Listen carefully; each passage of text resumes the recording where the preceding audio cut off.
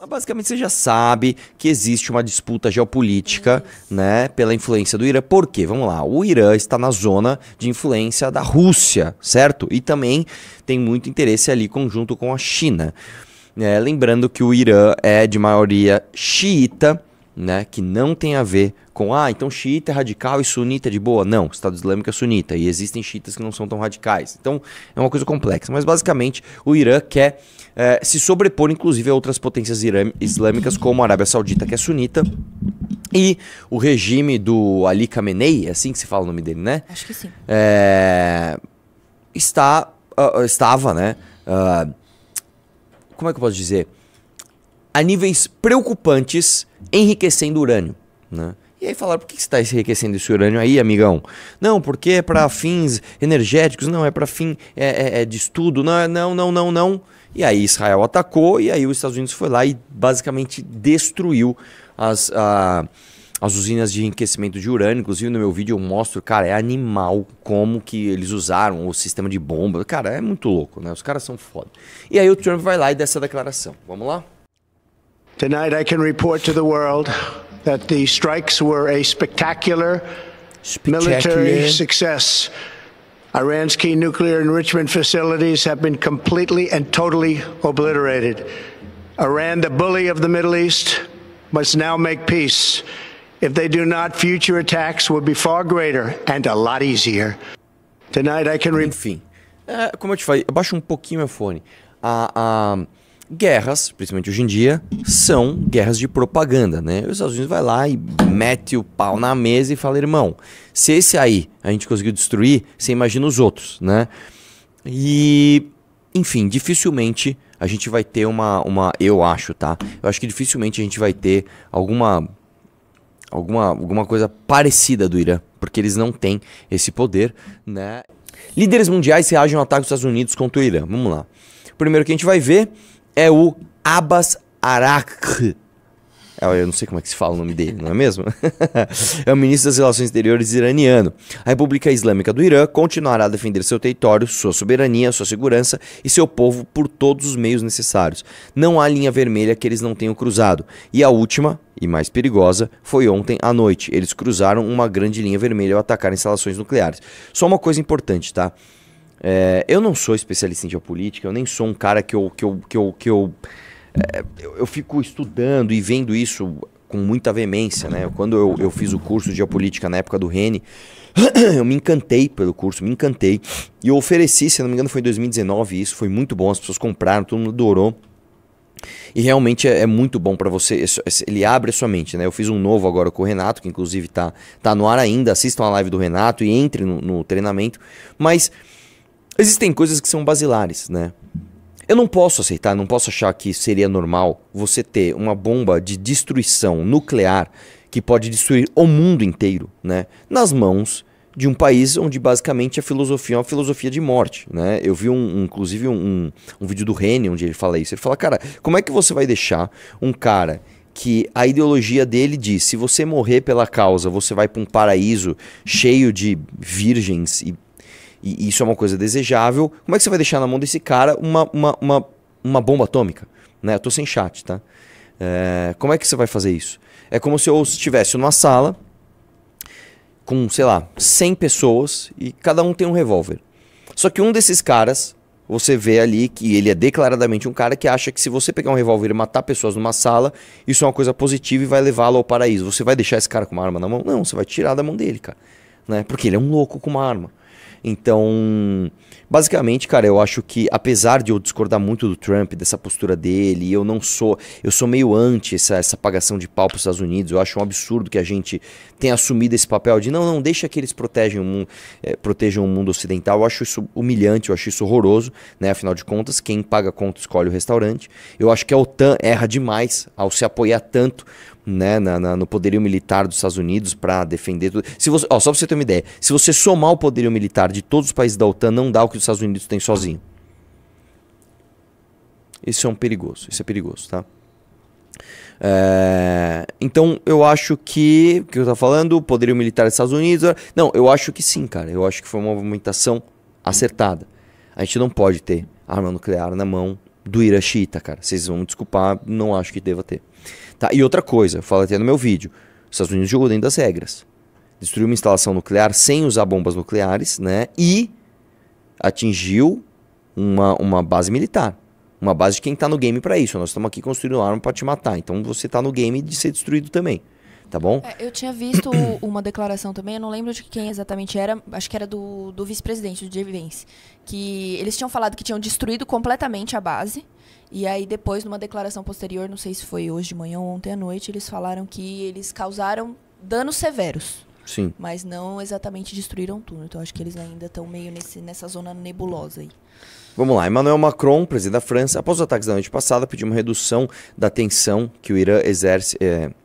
e que o Irã exercesse a máxima contenção nesse contexto perigoso, para permitir o retorno à diplomacia. O diálogo e a garantia de um compromisso claro com o Irã, com a renúncia às armas nucleares, são essenciais para evitar o pior para toda a região. Não há alternativa, esse é o único caminho para a paz e segurança para todos. Só uma coisa, o Emmanuel Macron, que é um super esquerdista, se posicionou de uma forma mais clara em relação ao Irã do que o próprio Brasil, tá? O cara falou, olha, cara, vamos agora que você destruiu a parada, vamos retomar o diálogo e você, lembrando, a diplomacia exige que você abra mão dessas armas nucleares, né? Nem o Brasil toma essa posição. Vamos lá. Benjamin Netanyahu, primeiro-ministro, parabéns, presidente Trump, sua ousada decisão de atacar instalações nucleares do Irã com poder impressionante dos Estados Unidos mudará a história. A história registrará que o presidente Trump agiu para negar o regime mais perigoso do mundo, as armas mais poderosas do mundo, né? Vamos lá. Keir Starmer, primeiro-ministro britânico. O programa nuclear do Irã representa uma grave ameaça à segurança internacional. O Irã jamais poderá desenvolver uma arma nuclear e os Estados Unidos tomaram medidas para mitigar essa ameaça. A situação no Oriente Médio permanece volátil e a estabilidade da região é uma prioridade. Apelamos ao Irã para que retorne à mesa de negociações e alcance uma solução diplomática para pôr fim a essa crise. Lembrando, é claro, que é óbvio que foi tentado durante anos, né, a diplomacia para que o Irã não desenvolvesse essas armas nucleares, tá? Antônio Guterres, secretário-geral da ONU. Vamos lá. Estou profundamente alarmado com o uso da força pelos Estados Unidos contra o Irã hoje. Essa é uma escalada perigosa em uma região já em crise e uma ameaça direta à paz e à segurança internacionais. Há um risco crescente de que este conflito possa rapidamente sair do controle, com consequências catastróficas para os civis, a região e o mundo. Apelo aos Estados-membros para que reduzam a tensão, cumpram suas obrigações sob a Carta da ONU e outras normas do direito internacional. Só uma coisa. A ONU é uma instituição interessante, né? Porque a ONU prega a defesa dos direitos humanos e deixa sentar à mesa países que ferem esses direitos humanos. A ONU prega a paz e ela deixa sentar à mesa, né, países que ferem esses acordos de paz. Então, para que serve a ONU no final das contas, né? Lembrando que a ONU foi criada depois da Segunda Guerra justamente para evitar conflitos bélicos. Eu vou te dizer, a ONU fez um papel muito pouco importante para o mundo desde então.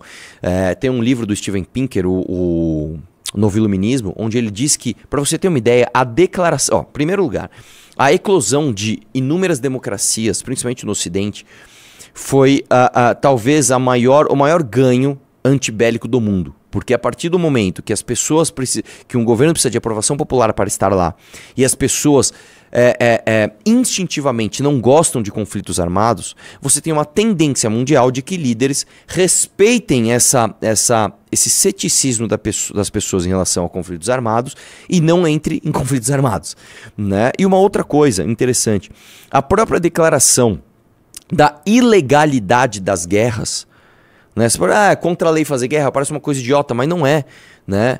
Fez com que o número de guerras diminuísse, apesar da população mundial ter aumentado. Isso é uma coisa interessante. Se você pega, por exemplo, no mundo antigo, né? Quando você pega, por exemplo, sei lá, fala qualquer conquista aí, você pega a conquista de Constantinopla, né? Como era o nome dele? Mohammed II, acho que era o nome dele, né? Que derrubou as muralhas de Constantinopla. Eu tenho quase certeza que era Mohammed II o nome dele.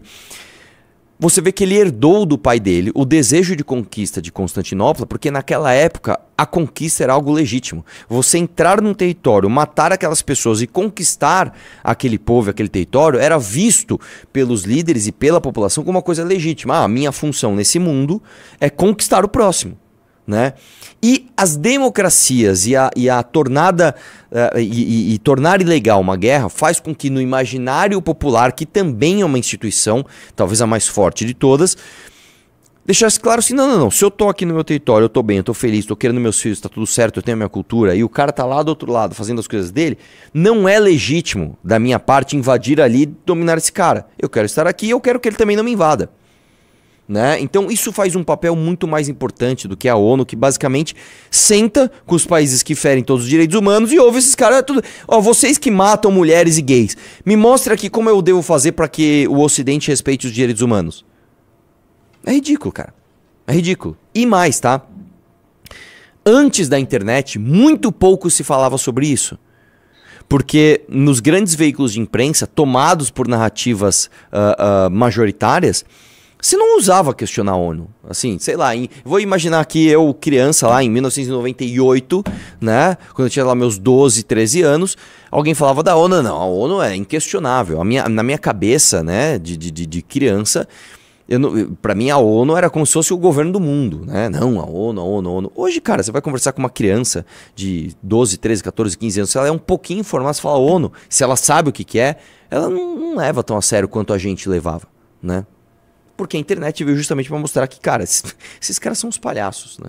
Enfim, Papa Leão XIV, nesse cenário da... Que, aliás, só uma coisa interessante, tá? Você sabe que ele escolheu o nome Papa Leão, né? E o Leão I foi quem convenceu através da diplomacia, né? Convenceu os bárbaros a não invadirem e não ter uma guerra com Roma. Eu não lembro agora, vocês pesquisem aí, mas se não me engano, o Papa Leão I, que foi quem inspirou o nome de todos os outros Papas Leão, né, foi um grande diplomata. No fim das contas, ele foi um grande pregador da diplomacia. Neste cenário dramático, que inclui Israel e Palestina, o sofrimento diário da população corre o risco de ser esquecido, especialmente em Gaza e outros territórios onde a urgência por apoio humanitário adequado se torna cada vez mais premente. Cada membro da comunidade internacional tem uma responsabilidade moral, deter a tragédia da guerra antes que ela se transforme num abismo irreparável. O Sergei Lavrov, ministro de Relações Exteriores da Rússia, a Rússia condena veementemente os ataques dos Estados Unidos a várias instalações nucleares no Irã. Conclamamos o fim imediato da agressão e o reforço dos esforços para trazer a situação de volta a um caminho pacífico e diplomático. Né? Lembrando que o Irã faz parte da zona de influência da Rússia. Né? Vamos lá. E Donald Trump, né, fala em mudança do regimento no Irã e usa o slogan MIGA. Né? Vamos lá. Make Iran Great Again. Ai, cara, nossa, cara. Eu vou te falar, cara, é impressionante como o presidente dos Estados Unidos, talvez o homem com o poder bélico maior do planeta, na história da humanidade, nunca nenhuma pessoa teve tanto poder bélico quanto ele, consegue ser um imbecil completo, né? Eu acho que o jeito de você convencer o Irã é justamente usar o seu slogan de campanha para... Ai, vamos lá, né? Assim, o mundo está degringolando, cara. A inteligência média das pessoas numa democracia, né, que é responsável inclusive por eleger seus representantes, está cada vez pior. Né? Assim, ele tomou a atitude certa do jeito errado. É uma coisa tão imbecil. É como se o Bolsonaro falasse assim: Irã, é Deus cristão acima de tudo aí, pô. Né? Ah, não, agora os muçulmanos do Irã vão falar: não, eu acho que vamos derrubar esse regime. Vamos lá. Make Iran Great Again. Né? O presidente dos Estados Unidos, Donald Trump, sugeriu nesse domingo uma possível mudança de regime no Irã ao publicar Make Iran Great Again. A declaração foi feita em meio à escalada de conflito no Oriente Médio. Não é politicamente correto usar o termo mudança de regime, mas se o atual regime iraniano não é capaz de tornar o Irã grande novamente, por que não haveria uma mudança de regime? MIGA, escreveu Trump em sua plataforma social. Eu vou te falar, velho, eu vou te falar. Apesar da fala de Trump, o governo norte-americano negou qualquer intenção de derrubar o regime iraniano. E é claro que eles têm essa intenção. Vamos lá. A intenção dos Estados Unidos não é acabar com o Irã. É mudar o regime, porque desde 79, desde a Revolução Islâmica, o regime anterior do Irã, que era simpático ao Ocidente, a Israel inclusive, né, foi derrubado e os xiitas radicais tomaram o poder. Então, para os Estados Unidos, cara, se derrubar esse regime já está mais do que bom. Certo? O secretário de Defesa, Pete Hegseth, afirmou que os ataques visaram apenas impedir o desenvolvimento de armas nucleares pelo Irã, reforçando que a missão não tem sido sobre mudar de regime, né, cara? Alguém tem que consertar a merda que esse cara tá falando. O conflito entre Irã e Israel, ele fala do conflito. E olha só, mano, assim, o Trump é muito laranja, né, velho? Eu sempre olho pra ele e falo, como esse cara é laranja? Sabe o que ele parece? Sabe quando você vai numa... Antigamente, cara, tinha um tempero que eu esqueci o nome, que você punha no frango, e ele era gostoso e ele deixava o frango laranja. E aí... Não é chimichurri, imagina, tem chimichurri. É um colorauzinho. Não, e aí depois se criou um colorauzinho para que o frango ficasse laranja. Páprica. Que nem tem esse gosto, mas o frango laranja as pessoas acham que é mais gostoso do que aquele frango brancão. Eu não gosto da aparência do frango laranja. Toda vez que eu olho pro Trump, ele parece esse frango. Sabe esse frango de restaurante por quilo, que ele é bem laranja, assim, você, mano? Olha o Trump, né? Vamos lá. O líder supremo do Irã, o Ayatollah Ali Khamenei, prometeu neste domingo que a punição continuará contra Israel em sua primeira declaração após os Estados Unidos se juntarem aos ataques israelenses contra o país persa. E uma coisa engraçada é o seguinte, engraçado não, né? Uma coisa curiosa é que o Ayatollah, ele já fez uma declaração pública deixando quem seriam os seus 3 indicados, né, para sua sucessão caso ele seja assassinado, né? Então, enfim, né? E aí vamos falar do Estreito de Hormuz. Vamos lá. O que é o Estreito de Hormuz, pessoal? Você sabe que uma das bases geopolíticas para o mundo é a geografia física dos lugares, né? A geografia física dos lugares ela é absolutamente importante para o desenvolvimento geopolítico daquele lugar. Uma das coisas... Você sabe que o mundo ele é cheio de estreitos e passagens, né? Por exemplo, por que o canal do Panamá... Por que o Donald Trump vai lá e fala que o canal do Panamá não pode ser negociado com a China? Vamos entender o macro. Porque o canal do Panamá, você sabe muito bem, foi construído no ponto onde você consegue ligar o Oceano Atlântico ao Oceano Índico no menor extensão de terra, né? Que é justamente no Panamá. E o Panamá está na América, que é uma zona de influência geopolítica dos Estados Unidos. Então você não pode que dentro da tua zona de influência, o canal do Panamá, que basicamente corta um caminho gigantesco para todos os navios que precisam atravessar, né, do Atlântico para o Pacífico, ou do Pacífico para o Atlântico, seja controlado pela China. Certo? Entendeu isso? Então vamos lá. Um dos grandes trunfos que a geografia física deu ao Irã é o controle do Estreito de Hormuz. O Estreito de Hormuz, basicamente, ele é responsável por 19 ou 20%, eu não lembro agora, né, de todo o deslocamento do petróleo, né, do mundo. Isso é, inclusive, um dos motivos pelos quais você sabe que você tem tanto carro elétrico e híbrido hoje no mundo, é por conta disso, desse tipo de coisa. A China tem uma base de matriz energética muito ligada ao petróleo, eles não são autossuficientes em petróleo, eles precisam muito de petróleo de outros lugares, que chegam através de lugares onde a geografia física privilegia a geopolítica de potências inimigas da China. Então eles falam, nós temos que trocar a nossa base. Primeiro eles fizeram uma reserva de petróleo gigantesca e depois eles estão trocando a base deles. Isso influencia diretamente no teu cotidiano, tá? E aí o Irã falou o seguinte, olha, meu irmão, vocês vão fazer gracinha? Então nós vamos fechar o Estreito de Hormuz. Nós vamos fechar, basicamente, o caminho onde você passa com 20% de todo o petróleo do mundo. E aí os Estados Unidos ligou para a China, como é o nome dela? O Xi Jinping. Tem como você pedir para o Irã não fazer isso? Né? Então vamos lá. O secretário de Estado dos Estados Unidos, Marco Rubio, solicitou à China, nesse domingo, dia 22, que incentive o Irã a não fechar o Estreito de Hormuz após Washington realizar ataques às instalações nucleares iranianas. O pedido vem após a Press TV iraniana noticiar que a medida foi aprovada, mas ainda não é uma decisão definitiva. Desce aí um pouquinho.